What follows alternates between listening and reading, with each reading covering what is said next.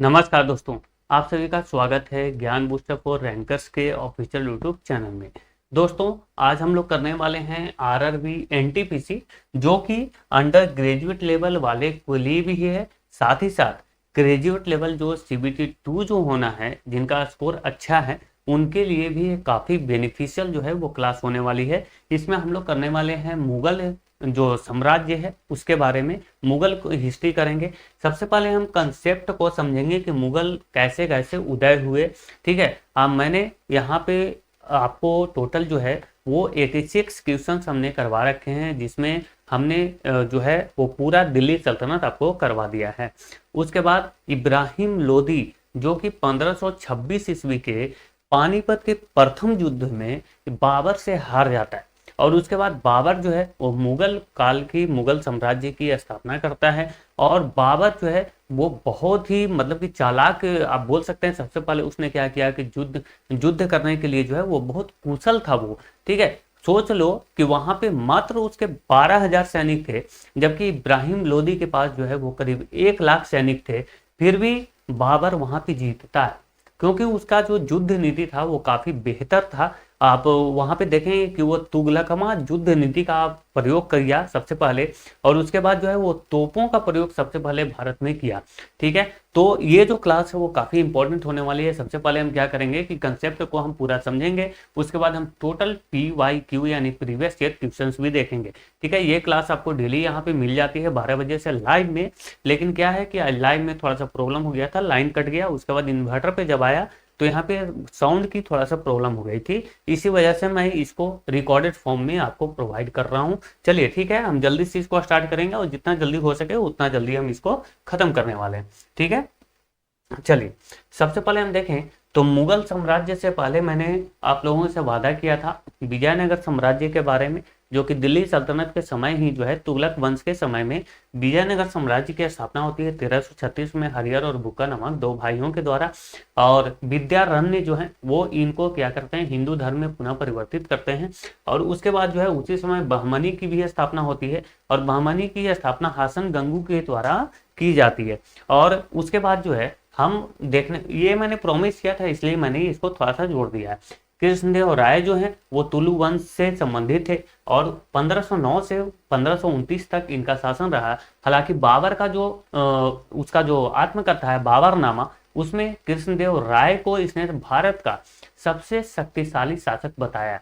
और जो है वो कृष्णदेव राय जो है उसके दरबार में अष्ट दिग्गज रहा करते थे, जो कि 8 जो तेलुगु साहित्य के जो प्रमुख होते थे उनका एक समूह था। ठीक है, और कृष्णदेव राय को आंध्र भोज भी कहा जाता है।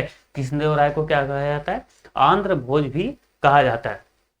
मुक्त माल्याद जो एक पुस्तक है वो कृष्णदेव राय ने ही रची थी, और पुर्तगालियों से इसके संबंध अच्छे थे, और राजधानी इसकी हम्पी थी। जो विजयनगर के जो अवशेष हैं वो हम्पी से हमें मिलने को देखने को मिलती है। हम्पी जो कि कहाँ पे, कर्नाटक में। उसके बाद जो है मुगल साम्राज्य की स्थापना होती है। मैंने बताया कि जो लोदी वंश का जो अंतिम शासक हुआ वो हुआ इब्राहिम लोदी। और इब्राहिम लोदी जो है वो क्या करता है कि पानीपत का प्रथम युद्ध करता है। एक सेकेंड थोड़ा सा आप रुकना, मैं इसको, ये ब्लर हो रहा है बार बार।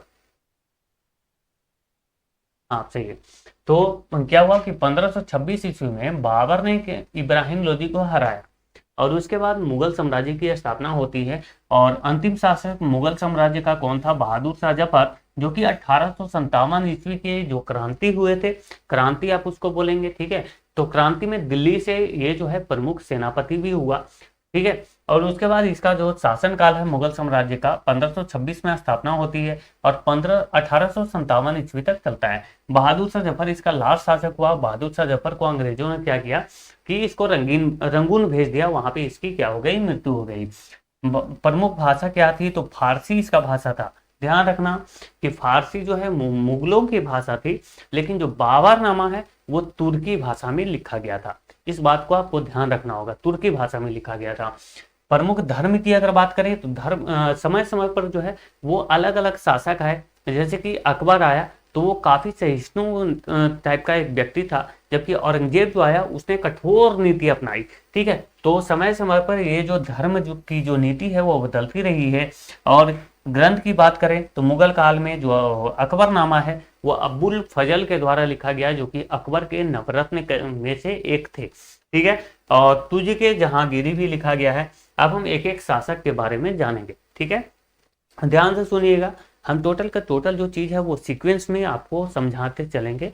सबसे पहले हम लोग यहाँ पे क्या करेंगे कि एक एक जो शासक हैं उसके बारे में हम समझेंगे। और सबसे पहले अगर बात करें तो बी से ऐसे याद करना, बादशाह। बादशाह का मतलब क्या होता है कि यहाँ पे B for Babur, H for Humayun, फिर आया अकबर, फिर आया जहांगीर, फिर आया शाहजहां, उसके बाद आया औरंगजेब। औरंगजेब की मृत्यु जो है वो 1707 ईस्वी में हो जाती है। उसके बाद जो है मुगलों का पतन शुरू हो जाता है, क्योंकि औरंगजेब के बाद जो है वो कोई भी शासक उतने इंपॉर्टेंट नहीं हुए, उतने शक्तिशाली नहीं हुए।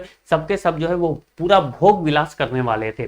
ठीक है, पूरा का पूरा आप बोल सकते हो कि लंपट थे, लंपट मूर्ख, जिसको जहांदार शाह आप बोलते हैं। फिर मोहम्मद शाह भी आया, रंगीला बादशाह, तो वो सारे शासक आए हैं उसके बाद। तो हम सारी चीजें को देखें तो बाबर जो है, जिसका नाम था क्या था, जहीरुद्दीन मोहम्मद बाबर, और ये जो है 1526 ईस्वी में पानीपत की पहली लड़ाई लड़ता है और इब्राहिम लोदी को हराया। और इब्राहिम लोदी को हराने के बाद भारत में मुगल साम्राज्य की स्थापना करता है। खानवा की लड़ाई जो है 1527 ईस्वी में राणा सांगा को इसने हराया। अच्छा, यहाँ पे एक चीज और आप ध्यान रखना, एक चंदेरी का युद्ध, चंदेरी का जो युद्ध है, चंदेरी का युद्ध ये कब लड़ा गया, तो ये लड़ा गया 1528 ईस्वी में। कब लड़ा गया था दोस्तों, 1528 में। ये किसके साथ लड़ा था बाबर ने, तो मेदिनी राय के साथ में लड़ा और बाबर ने ही इसमें विजय प्राप्त करी। तो बाबर टोटल 4 युद्ध लड़ता है। सबसे पहले 1526, 1527, 1528 और 1529। 1528 में मेदिनी राय के साथ इसने युद्ध करा और यहाँ पे विजय। घाघरा का युद्ध लड़ा 1529 में, यहाँ पे अफगानों को इसने क्या किया, पराजित किया। उसके बाद आत्मकथा जो है इसकी तुजुके बाबरी है, जो कि तुर्की भाषा में लिखी गई है, ध्यान रखना। हालांकि मुगलों की जो राजकीय भाषा थी वो थी फारसी। उसके बाद भारत में तोपों का सर्वप्रथम प्रयोग इसने ही शुरू किया। तुगलकमा युद्ध नीति का भी इसने प्रयोग किया। तो ये सारी चीजें आपको क्लियर होनी चाहिए। उसके बाद बाबर की मृत्यु हो जाती है 1530 में और इसको आगरा के आराम बाग में दफनाया जाता है। ठीक है, अब देखिए कि बाबर के बाद जो है उसका पुत्र आता है हुमायूं। अब हुमायूं जो है 1530 से 1540 तक तो अच्छे से शासन करता है और उसके बाद इसने क्या किया कि 1531 ईस्वी में इसने कालिंजर पर आक्रमण किया था।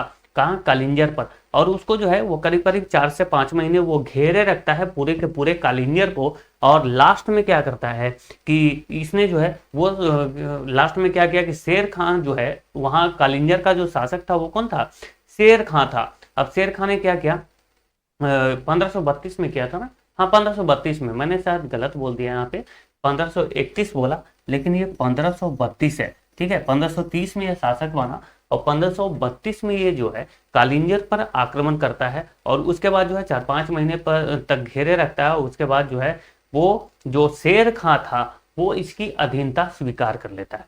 शेर खां कहने का मतलब है कि शेर शाह सूरी, क्योंकि उसने एक शेर को मार दिया था, उसी के लिए जो है वो शेर शाह उसका नाम पड़ा था। तो शेर खां उसके पहले उसका नाम था। अब शेर खां जो है उसकी स्वाधीनता जो है वो स्वीकार कर लेता है, लेकिन कहीं न कहीं उसके मन में जो है एक प्रतिरोध की भावना उत्पन्न होती रहती है और इसीलिए जो है फिर से आप देखेंगे कि 1539 में चौसा का युद्ध होता है, जो कि शेर शाह सूरी से पराजित हो जाता है। कौन, तो हुमायूं। उसके बाद कन्नौज का युद्ध होता है 1540 में और इसके बाद जो है हुमायूं को भागना पड़ जाता है और हुमायूं जो है वो करीब करीब 15 वर्षों तक, कितने वर्षों तक, 15 वर्षों तक वो शासन से वो जो है वो निर्वासित कर दिया जाता है। वो दूसरा जगह मतलब कि फारस चला जाता है। ठीक है, उसके बाद क्या होता है कि 1555 में बिलग्राम के युद्ध होता है और फिर से ये जो है वो जीत जाता है हुमायूं। क्यों जीतता है, क्योंकि इसने जो है सहायता ली थी फारस की। अब फारस की सहायता लेता है और पुनः गद्दी जो है 1955 में इसने प्राप्त कर ली। हालांकि गद्दी प्राप्त करते ही उसकी जो है वो मृत्यु हो जाती है। कब, तो 1556 में। और कैसे मृत्यु होती है, तो सीढ़ियों से गिरकर। कहा जाता है कि ये जो है जिंदगी भर लड़खड़ाता रहा और लास्ट में इसकी मृत्यु भी जो है वो लड़खड़ाते हुए ही हुई है ना। पुस्तकालय की जो सीढ़ियां थी उससे इसके गिर करके मृत्यु हो जाती है। ठीक है, यहाँ तक किसी को कोई दिक्कत नहीं होनी चाहिए। तो हमने हुमायूं के बारे में पढ़ा। अब हुमायूं का जो बीच में जो 15 वर्षों तक, जो कि 1540 से 1550 के बीच शेर शाह सूरी का शासन रहा। जो शेर शाह सूरी जो है वो बिहार से रहने वाला था, बिहार का बिलोंग करता था, है ना। कालिंजर पर जो है मैंने आपको बताया कि 1531 ईस्वी में जो है हुमायूं ने आक्रमण भी किया था। हालांकि शेर शाह सूरी को वहां पे जो है वो आत्मसमर्पण करना पड़ा था। ठीक है, 1531 में आक्रमण किया था और उसके बाद 1532 में उसने क्या किया कि आत्मसमर्पण कर दिया। उसके बाद देखें कि सूरी वंश जो है उसके संस्थापक थे शेर शाह सूरी। अब महत्वपूर्ण कार्य इसका क्या रहा, तो ये रहा रुपया। अब ये जो रुपया था ना दोस्तों, ये चांदी का सिक्का था। कैसा था? सिल्वर था। एक सेकेंड, ये सिल्वर का सिक्का था। और एक जो इसने जो गोल्ड के जो सिक्के जो चलाए थे, इसको इसने बोला था दाम।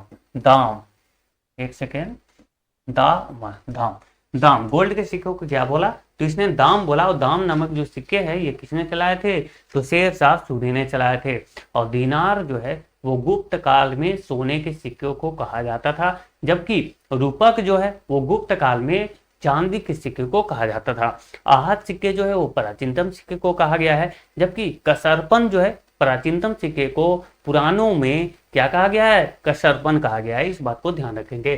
क्रैंटन रोड का भी निर्माण किसने करवाया, तो शेर शाह सूरी ने। डाक व्यवस्था इसने शुरू करी, प्रशासनिक सुधार इसने किए, तो बहुत सारे अच्छे अच्छे कार्य किए थे इसने। उसके बाद अगर देखें तो 1555 में इसका शासनकाल जो है वो समाप्त हो जाता है। और उसके बाद आ जाता है हुमायूं का पुत्र अकबर। जिस समय अकबर की मृत्यु हुई सीढ़ियों से गिरकर, उस समय अकबर मात्र 14 साल का था। और 1556 में जो है पानीपत का दूसरा जो युद्ध है वो लड़ा गया था 1556 में। हालांकि इसमें जो है वो हेमू जिसको आप हेमचंद विक्रमादित्य भी बोलते हैं, वो जो है यहाँ पे पराजित होता है। लेकिन क्या एक 14 साल का बच्चा जो है वो युद्ध लड़ सकता है क्या, तो नहीं। अब यहाँ पे कौन लड़ेगा, तो लड़ेगा बैरम खां। और बैरम खां जो है वो अकबर का संरक्षक हुआ करता था। बैरम खां कौन, तो बैरम खां। बैरम खां ने जो है ये युद्ध लड़ा था। तो बैरम खां पूरा का पूरा सैन्य नेतृत्व यहाँ पे किया। ठीक है, हल्दी घाटी का युद्ध उसके बाद होता है 1576 में। और उसके बाद धार्मिक नीति की बात करें तो सुलह फूल मतलब कि होता है सर्वधर्म सद्भाव, मतलब कि सभी धर्मों को सद्भाव तरीके से देखना, समान तरीके से देखना।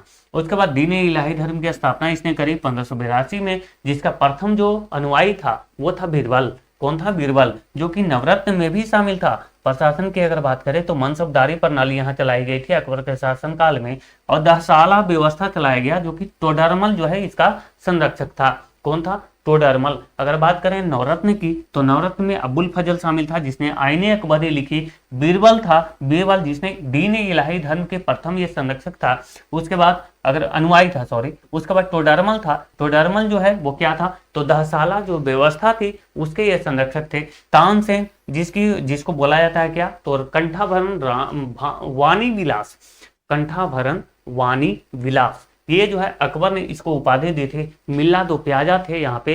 तो 9 जो प्रमुख जो क्या थे, विद्वान थे, उनका एक समूह जो है वो अकबर के दरबार में रहा करता था। अगर हम बात करें अष्ट दिग्गज की, किसकी? अष्ट दिग्गज, ये जो है वो कृष्णदेव राय के दरबार में रहा करते थे। अष्ट दिग्गज 8 जो तेलुगु साहित्य के जो विद्वान थे उनको उनका जो समूह था उसको अष्ट दिग्गज कहा करता था। कृष्णदेव राय जो है वो तुलु वंश से संबंधित थे।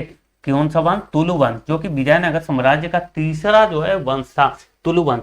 सबसे पहले विजयनगर साम्राज्य में आए संगम वंश, उसके बाद सालू वंश, उसके बाद तुलु वंश। और तुलु वंश से संबंधित है कौन? कृष्णदेव राय। अकबर ने बाबर जो है, बाबर की आत्मकथा का नाम था क्या था? बाबरनामा। अब बाबरनामा में क्या होता है कि जो बाबर है वो क्या करता है, तो बाबर ने अपने आत्मकथा जो बाबर है, जो कि तुर्की भाषा में लिखा गया, कृष्णदेव राय को भारत का सर्वाधिक शक्तिशाली शासक बताया। और कृष्णदेव राय जो है वो बाबर के समकालीन थे, इस बात को आपको ध्यान रखना है। और बाबर को उसने सर्वाधिक शक्तिशाली राजा बताया। ठीक है, किसमें? तो बाबर नामा में, जो कि तुर्की भाषा में लिखा गया था। हालांकि मुगलों की जो आधिकारिक भाषा थी वो थी फारसी।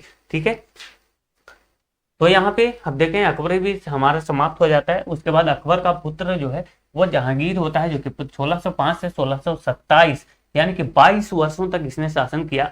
अगर हम जहांगीर की बात करें तो इसका जो मेन कारण था न्याय की जंजीर, इसको कहा जाता था। मयूर सिंहासन का नाम सुना होगा आपने, तो ये इसी के शासनकाल में था। नूरजहां जो एक जो लेडी थी, इस पे इसका प्रभाव था। चित्रकला का उत्कर्ष इसको बोला जाता है कि जो जहांगीर था उसमें चित्रकला को बहुत ज़्यादा प्रोत्साहन दिया था इसने, और इसीलिए चित्रकला का स्वर्ण युग भी इसको इसके शासनकाल को बोला जाता है। अंग्रेजों को इसने व्यापार की अनुमति दी थी कि कब 1608 में। अंग्रेज जो कैप्टन हॉकिंस थे, सबसे पहले जो है वो जहांगीर के शासनकाल में जहांगीर के दरबार में पहुंचने वाले प्रथम अंग्रेज थे, और जो है अंग्रेजों को जो है उसने क्या किया कि व्यापार की अनुमति दे दी, और यहीं से जो है जो अंग्रेज हैं वो हावी हो जाते हैं। जहांगीर का वास्तविक नाम क्या था, तो सलीम था। जहांगीर का पुत्र कौन था दोस्तों, तो इसका पुत्र था औरंगजेब। औरंगजेब ने, एक सेकेंड, जहांगीर शाहजहां होगा ना भाई, शाहजहां तो लिखा ही नहीं मैंने, 1 सेकेंड। ये हो गया अकबर, ठीक है, ये हो गया जहांगीर। उसके बाद शाहजहां कहाँ गया भाई, अच्छा शाहजहां यहाँ है, सॉरी दोस्तों, थोड़ा सा आप समझना, मैंने अकबर में ध्यान नहीं दिया। तो शाहजहां जो है अकबर का जो है वो संस्थापक हुआ, अकबर का पुत्र था। और उसके बाद इसने मुमताज महल जो है ये इसकी पत्नी थी।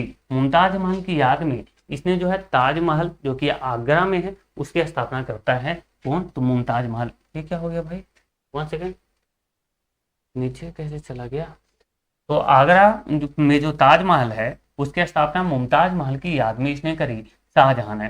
पुत्र इसका था दारा शिकोह और औरंगजेब। इसमें जो है धर्मट का युद्ध भी इन दोनों में होता है। और उसके बाद जो है स्वर्ण युग कहा गया है, स्थापत्य का स्वर्ण युग, क्योंकि इसने जो है बहुत सारे जो है अच्छे अच्छे जो बिल्डिंग्स है, मकबरे है वो बनवाए, जैसे कि ताजमहल बनवाया, लाल किला बनवाया जो कि दिल्ली में है, जामा मस्जिद इसने बनवाया। तो स्थापत्य का स्वर्ण युग भी इसके काल को कहा जाता है। उसके बाद दक्कन और कंधार की लड़ाई भी लड़ी, तो ध्यान रखना कंफ्यूजन यहाँ पे नहीं होना है। तो शाहजहां जो है, शाहजहां के पुत्र था औरंगजेब। सबसे पहले हमने आपको पहले ही बता दिया था कि बाबर, हुमायूं, अकबर, जहांगीर, शाहजहां और उसके बाद औरंगजेब। तो ये जो है ये इसके क्रम है जो कि आप भाजसा से याद रखते हो। क्या, भाजसा, 1 सेकेंड, ये वाला सा भाजसा ऐसे याद रखना, तो भाजसा से आप याद रख सकते हैं, ठीक है। अब जो है शाहजहां को कैद कर लिया था किसने, तो औरंगजेब ने। देखो ये आगे पीछे हो गया भाई, इसलिए थोड़ा सा दिक्कत हुआ। तो औरंगजेब ने इसको कैद किया और शासन को जो है वो हथिया लिया। सबसे लंबे समय तक शासन करने वाला जो मुगल साम्राज्य का जो राजा था वो था औरंगजेब, जिसने टोटल जो है 49 वर्षों तक शासन किया, 1658 से 1707 ईस्वी तक। 1707 में जो है इसकी मृत्यु हो जाती है। उसके बाद जो है मुगल साम्राज्य का जो है वो पतन होना शुरू हो जाता है, क्योंकि उसके बाद जो भी शासक आए वो निरंकुश थे, वो काफी अय्यास भरे थे, है ना, वो जो है उतने शक्तिशाली नहीं थे। इसने क्या किया कि जजिया कर को पुनः लागू किया था। जजिया जो कि मोहम्मद कासिम के द्वारा लागू किया गया था। उसके बाद जो है उसको इल्तुतमिश ने भी शुरू किया। उसके बाद जो है इसने क्या किया कि अकबर जो था उसको इसने जो जजिया कर था, जो कि एक गैर मुसलमानों से लिया जाने वाला एक कर था, उसको अकबर ने क्या किया कि उसको समाप्त कर दिया। उसके बाद जो है अकबर के बाद जब देखेंगे जहांगीर आया, है ना, उसके बाद शाहजहां आया, उसके बाद अकबर आया, औरंगजेब आया। तो अकबर के बाद औरंगजेब जब आया, ठीक है, तो उसने क्या किया कि जजिया को पुनः शुरू कर दिया, और लास्ट में जो है वो नादिर शाह ने इसको समाप्त किया पूरी तरीके से। अगर देखें तो सबसे लंबा शासनकाल इसका था, 1707 में इसकी मृत्यु होती है। और इसने जो है दक्कन के लिए इसने भी क्या किया, विजय अभियान चलाया था। और शिवाजी जो कि मराठा साम्राज्य के संस्थापक थे, शिवाजी के साथ जो है इसका भी संघर्ष होता है, इसके साथ शिवाजी के साथ इसका संघर्ष होता है। और शिवाजी के जो पुत्र थे संभाजी, जिसपे एक मूवी भी आई है 2025 में, छावा नाम की, आप उसको देख सकते हैं। तो छावा में संभाजी की कहानी दिखाई गई है, छावा में संभाजी की कहानी दिखाई है जो कि शिवाजी के पुत्र हुआ करते थे, और उसको भी इसने काफी प्रताड़ित किया था। तो मराठों से इसने काफी संघर्ष किया औरंगजेब ने। सबसे कठोर शासक इसी को माना जाता है मुगल साम्राज्य में। उसके बाद औरंगजेब के बाद जो है उत्तर मुगल काल की अगर हम बात करें तो बहुत सारे शासक आए और बहुत सारे गए, लेकिन कोई भी जो है इसमें योग्य शासक नहीं आया। ठीक है, तो अगर देखें तो कमजोर शासक आए 1707 से 1857 तक। अगर आप 1857 में देखेंगे कि 1857 की जो क्रांति हुई उसमें दिल्ली से जो सैन्य नेतृत्व किया उसने बहादुर शाह जफर को क्या बनाया गया था, प्रमुख बनाया गया, लेकिन वो सिर्फ एक कठपुतली था। ठीक है, और उसको जो है फिर से उसको रंगून भेज दिया जाता है, वहां पे उसकी मृत्यु हो जाती है। प्रमुख घटना की बात करें तो नादिर शाह का आक्रमण होता है 1739 में। अहमद शाह अब्दाली भी आक्रमण करता है, जिससे क्या होता है कि मुगल की जो अर्थव्यवस्था थी वो काफी चरमरा जाती है, और ये भी इसका एक पतन का कारण था। अंतिम शासक कौन था, तो बहादुर शाह जफर, जिसको आप बहादुर शाह सेकंड भी बोलते हैं। और अंत कब हो गई, तो 1857 की क्रांति के बाद। ठीक है, इसकी अंत हो गई। 1 सेकंड रुकेंगे, ये तो हो गया भाई।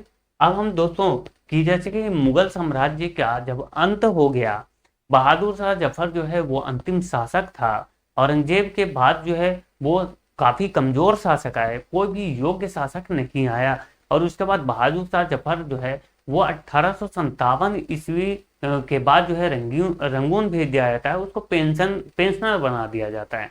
ठीक है, पेंशन भेजा जाता है उसको। आप देखेंगे कि प्रीवी पर्स का मतलब क्या है कि जो भी प्रांतीय शासक थे उनको कुछ ना कुछ पहले क्या दिया जाता था, उनको वेतन दिया जाता था, तो उसको भी समाप्त किया जाता था। तो कब समाप्त किया गया था, आप मुझे कमेंट में बताना कौन सा संविधान संशोधन के द्वारा प्रीवी पर्स को समाप्त किया गया था, मुझे आप कमेंट में बता देना। अब हम लोग दोस्तों यहाँ पे टोटल जो है वो क्वेश्चंस को करने वाले हैं, जो कि काफी आपके लिए इंपॉर्टेंट है। तो क्वेश्चन हम यहाँ पे निकाल लेते हैं कि कहाँ पे है हमारा क्वेश्चन। वो तो गड़बड़ है भाई, कौन सा है, ये हो गया, इसमें तो आना चाहिए। हाँ ठीक है, इसको ये बमनी वाला है, हम लोग करेंगे, ये सारे क्वेश्चन हम लोगों ने कर रखा है।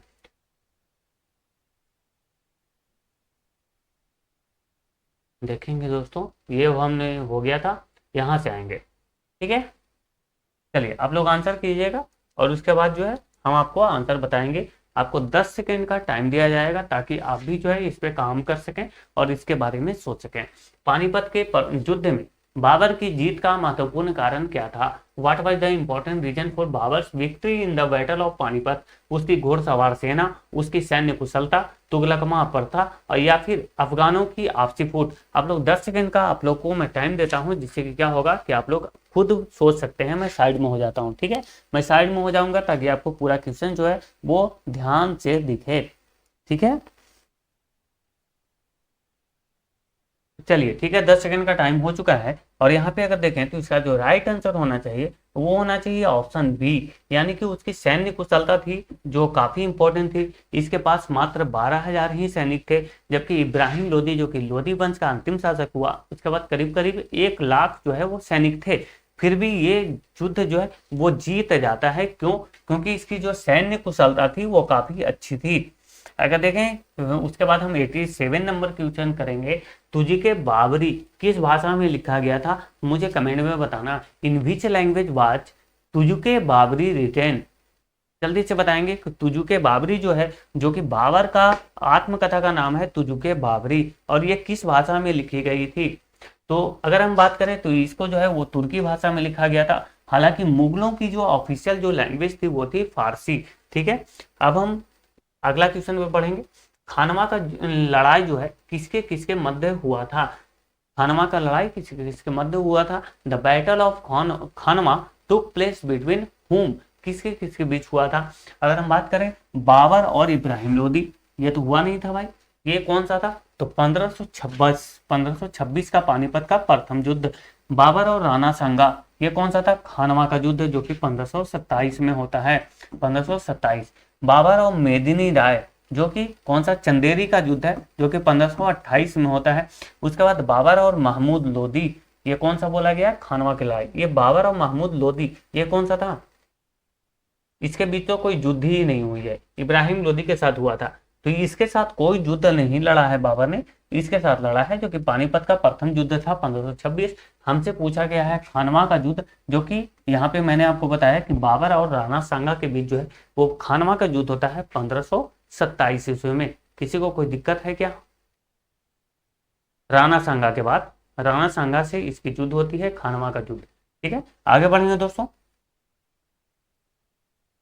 बाबर का समकालीन विजयनगर का शासक कौन था? बाबर के समकालीन, ठीक है, विजयनगर का शासक कौन था? मैंने अभी आपको बताया। Who was the ruler of Vijayanagara a contemporary of Babur? Babur के समकालीन कौन था? देवराय प्रथम, देवराय द्वितीय, कृष्णदेवराय या फिर हरिहर और बुक्का?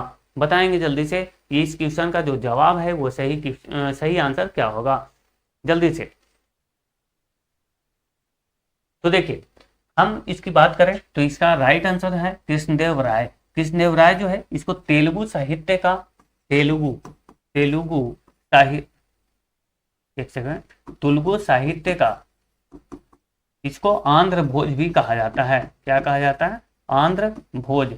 अमुक्त माल्याद, अमुक्त माल्याद, अमुक्त माल्याद, इसने पुस्तक लिखी थी जो कि बाबर ने लिखी थी, सॉरी कृष्णदेव राय ने लिखी थी। अष्ट दिग्गज इसके दरबार में रहा करते थे, जो कि 8 तेलुगु साहित्यों के एक विद्वान हुआ करते थे, उनका एक समूह हुआ करता था। और बाबर ने अपनी जो आत्मकथा है कौन सी है? तुजुके बाबरी, उसमें कृष्णदेव राय को भारत का सर्वाधिक शक्तिशाली शासक भी बताया है। अब अगला क्वेश्चन हम देखें तो किस युद्ध के बाद हुमायूं दिल्ली छोड़कर भाग गया था? यहाँ पे दिल्ली होगा। After which war Humayun left Delhi and ran away? जल्दी से बताएंगे। चौसा का युद्ध, कन्नौज, सरहिंद या फिर पानीपत? जल्दी। अब एक बार देखिए कि हुमायूं जो है वो कब जो है वो दिल्ली छोड़ करके भाग जाता है, ये आपको आंसर देना है।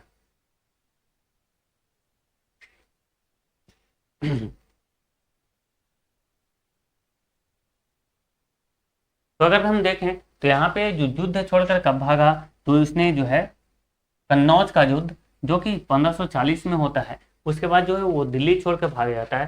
हालांकि 1532 में इसने जो है वो शेर खां जो है इसकी स्वाधीनता स्वीकार कर लेता है। और 1531 में कालिंजर पर भी इसने आक्रमण किया। 1540 में जो है शेर खां पुनः जो आता है, कन्नौज का जो है युद्ध लड़ता है। चौसा का युद्ध 1539 में होता है और कन्नौज के युद्ध में जो है हुमायूं की हार होती है। हुमायूं जो है वो भाग जाता है और उसके बाद जो है वो शेर शाह सूरी की यहाँ पे शासनकाल शुरू हो जाती है।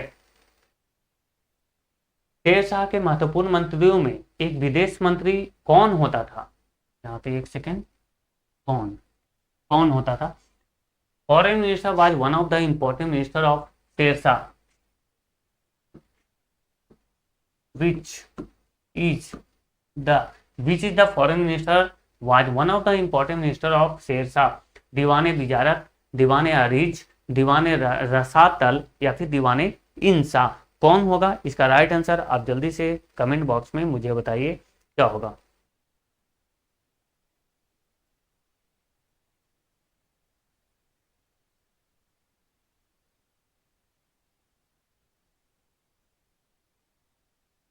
पिछले वाले क्वेश्चन का मैंने क्या दिया आंसर?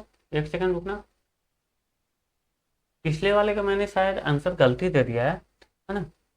ये शायद हड़बड़ में मुझसे गलती हो गई है, तो इसको आप देखेंगे, है ना? सरहिंद का जो युद्ध है वो कब होता है? नहीं, आंसर तो हमने सही दिया है भाई। सरहिंद का युद्ध तो ये तो 1555 में हुआ ना। उसके बाद जो है वो फिर से हुमायूं आ जाता है। इसका राइट आंसर कन्नौज ही है। ठीक है, कोई दिक्कत नहीं। ये बताओ, which is the foreign minister was one of the important minister of Sher Shah? जल्दी से बताएंगे क्या होगा इसका आंसर। Sher Shah foreign minister.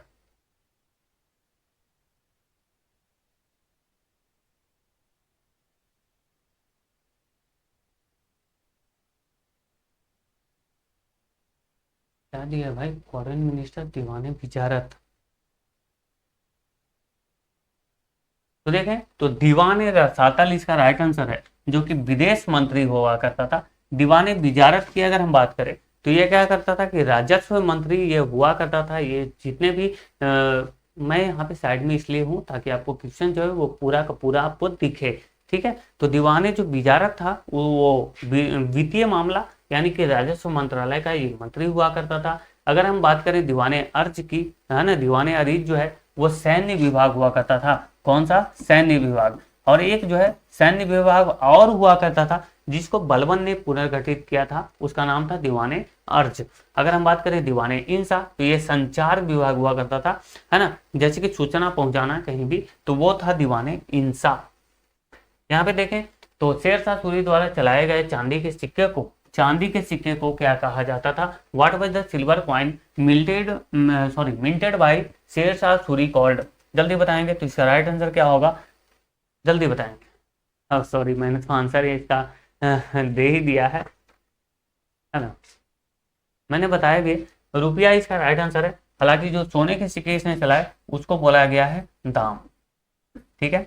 दिनार जो है वो गुप्त काल में सोने के सिक्के को कहा गया है। आहत जो है प्राचीनतम सिक्के को आहत कहा गया है। तो इसका राइट आंसर जो है वो है रुपया। ठीक है। भारत में पहली बार रुपया का प्रचलन जो है वो शेरशाह सूरी ने ही शुरू किया था। पानीपत की दूसरी लड़ाई जो है वो कब लड़ी गई थी ये मुझे बताना। When was the second battle of Panipat fought? जल्दी।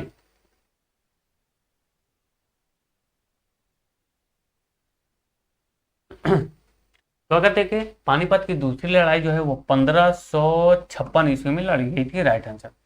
ये जो है वो प्रथम युद्ध था। 1555 में हमने देखा है कि सरहिंद का युद्ध हुआ था। कौन सा? सरहिंद का युद्ध हुआ था 1555 में।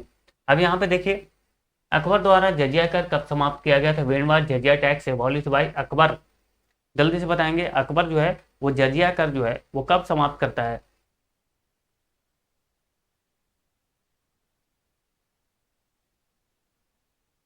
देखिए दास प्रथा का अंत किया। ये किया दास प्रथा का अंत किया 1562 में। तीर्थ यात्रा कर समाप्त किया इसने कब? तो 1563 में। यहाँ पे जजिया कर इसने समाप्त किया। कौन सा कर? तो जजिया कर जो कि गैर मुस्लिमों से लिया जाता था। दीन ए इलाही, दीन ए इलाही एक धर्म था। दीन ए इलाही इसकी स्थापना इसने करी थी 1582 में। तो इसका राइट आंसर क्या है? जजिया हमसे पूछा गया है 1562 इसका राइट आंसर है। ठीक है। आगे बढ़ते हैं दोस्तों।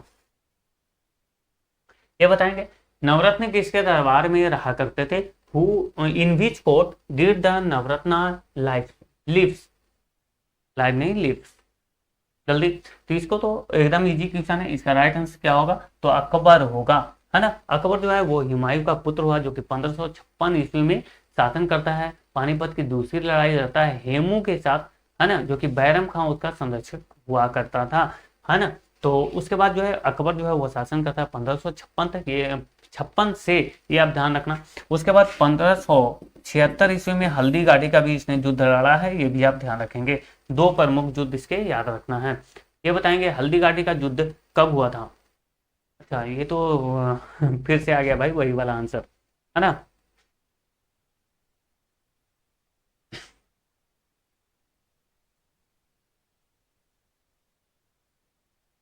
देखिए अब देखें कि हल्दी घाटी का युद्ध कब हुआ। When did the battle of Haldi Ghati take place? तो देखें तो ये तो पानीपत का सेकेंड युद्ध है ना।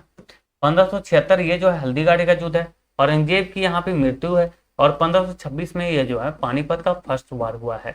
पूछा क्या है? हल्दी घाटी का युद्ध। तो 1576 इसका राइट आंसर है। और आमेर के एक राजा थे जिनका नाम था मान सिंह। क्या था? मान सिंह। तो मान सिंह ने इस मुगलों की तरफ से सैन्य नेतृत्व किया था। सैन्य नेतृत्व किया था मान सिंह ने, जो कि आमेर के शासक हुआ करते थे। और महाराणा प्रताप के साथ अकबर का युद्ध होता है 1576 में, हल्दी घाटी का युद्ध। ठीक है, ध्यान रखेंगे दोस्तों।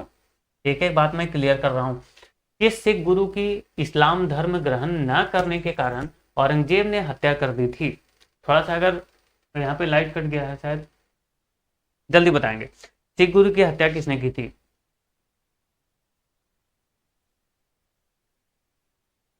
97 नंबर क्वेश्चन का आप लोग जो है वो आंसर देंगे कि 97 का आंसर क्या होगा।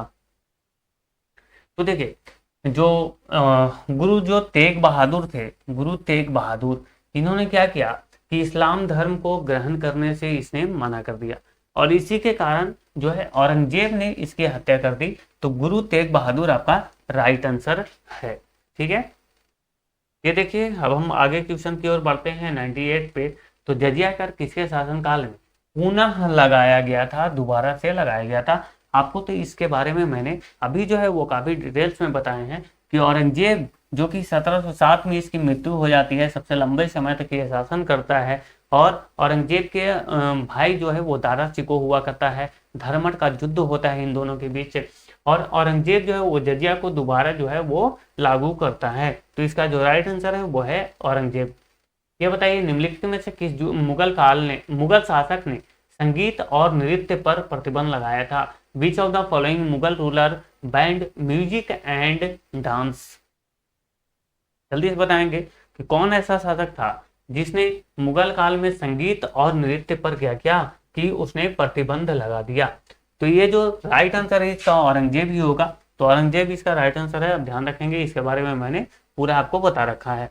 ये बताएंगे, औरंगजेब के विरुद्ध हुए उत्तर भारत के विद्रोहों का सही क्रम क्या है? The correct sequence of the rebellions in north India against Aurangzeb is Sikh, Jat, Bundela या फिर सनातनी? यहाँ पे ऑप्शन आपको दिख रहे होंगे, जल्दी से आप बताएंगे।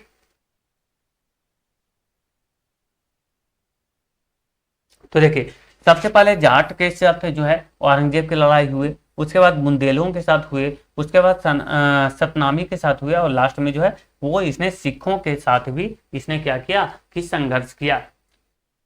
एक सेकंड, ये क्या हो रहा है भाई? एक सेकंड, 1 सेकंड रुकेंगे दोस्तों। हाँ, आइए। निम्नलिखित में से कौन जिंदा पीर, जिंदा पीर, जिंदा पीर और दरवेश, दरवेश के नाम से भी जाना जाता है? Who among the following was known also known as Zinda Pir and दरवेश? बिल्कुल ही इजी क्वेश्चन है ना? तो जिंदा पीर किसको कहा गया है? औरंगजेब को कहा गया है जिंदा पीर, या फिर दरवेश भी कहा गया है इसको। ये बताएंगे, निम्नलिखित मुगल बादशाहों में से किस एक का 2 बार सिंहासनारोहण हुआ था? मतलब 2 बार सिंहासन पे बैठा था, ठीक है? ये हिंदी भाई ऐसा है कि थोड़ा सा समझ में नहीं आता। दोस्तों, एक रिक्वेस्ट है आप लोगों से कि अगर आपको लगता है कि मेरे क्लास जो होते हैं वो टोटल जो है वो कंटेंट पे बेस होते हैं, मैं बहुत एनालिसिस करके लाता हूँ ये सारे के सारे कंटेंट, तो आप इस चैनल को सब्सक्राइब जरूर करना, ठीक है? क्योंकि सब्सक्राइब के कोई पैसे नहीं लगते। बहुत सारे ऐसे स्टूडेंट हैं जो मेरी वीडियो देखते हैं लेकिन वो सब्सक्राइब नहीं कर रहे हैं, ठीक है? वो सब्सक्राइब नहीं किए हुए हैं, तो आप देख लो भाई, क्या ही पैसा लग रहा है ना? आपको कोई पैसा तो मैंने डिमांड नहीं किया कि हाँ आपने मुझे पैसा दो।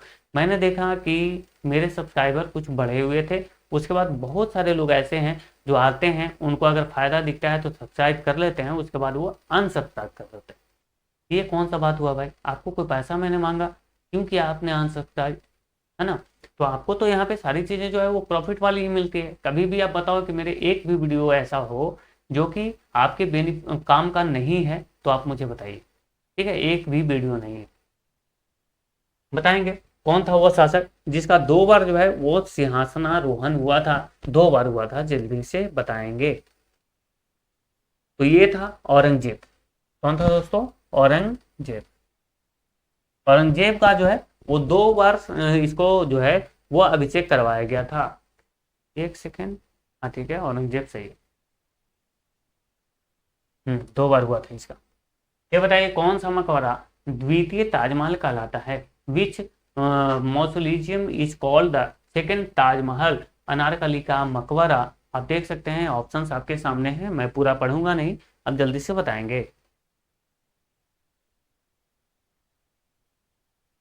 तो देखिए, रबिया दुर्रानी का जो मकबरा है, राबिया दुर्रानी, जिसको आप बीबी का मकबरा भी बोलते हैं, तो ये जो है वो द्वितीय ताजमहल कहलाता है। द्वितीय ताजमहल, बीबी का मकबरा या फिर रबिया दुर्रानी का मकबरा। मुगल बादशाह औरंगजेब ने 17वीं शताब्दी में भारत में अपनी पहली पत्नी दिलरास, यहाँ पे दिलराम नहीं होगा, दिलरास होगा, दिलरास बानो बेगम, जिसको राबिया उद्दौरानी भी बोलते हैं, की याद में बीवी का मकबरा बनवाया था, वह कहाँ स्थित है?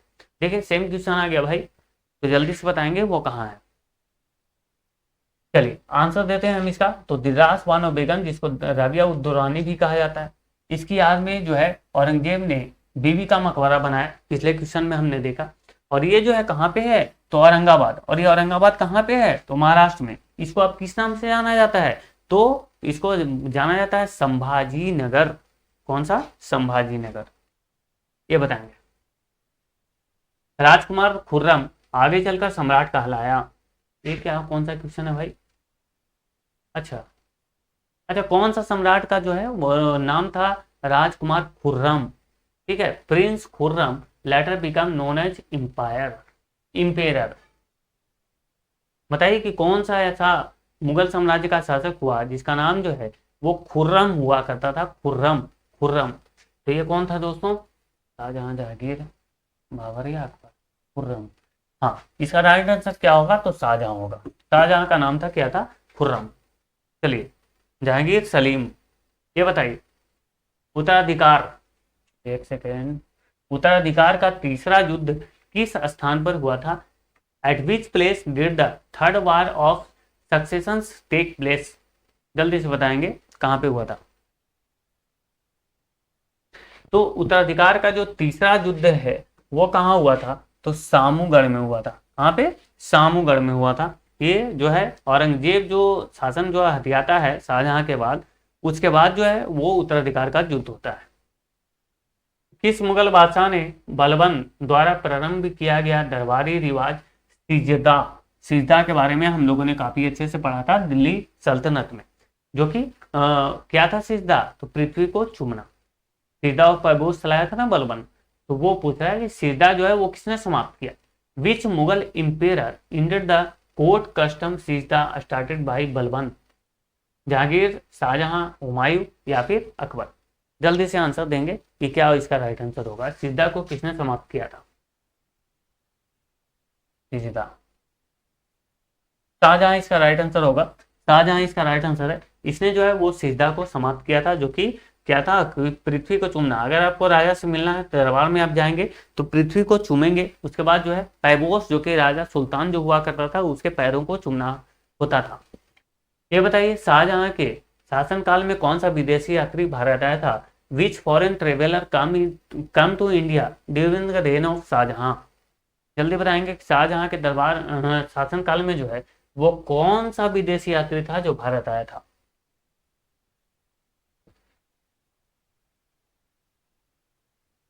कॉप्टन हॉकिंस तो होगा नहीं। इब्न बतूता ये तो होगा नहीं। रिहाला नमक ये तो 1333 में आया है। थॉमस रो ये भी नहीं होगा, ये तो अंग्रेज था जो कि जहांगीर के शासनकाल में आया। ये मनुची होगा, मनुची। मनुची जो है वो शाहजहां के शासनकाल में आया था। ये विदेशी यात्री मनुची आया था शाहजहां के शासनकाल में।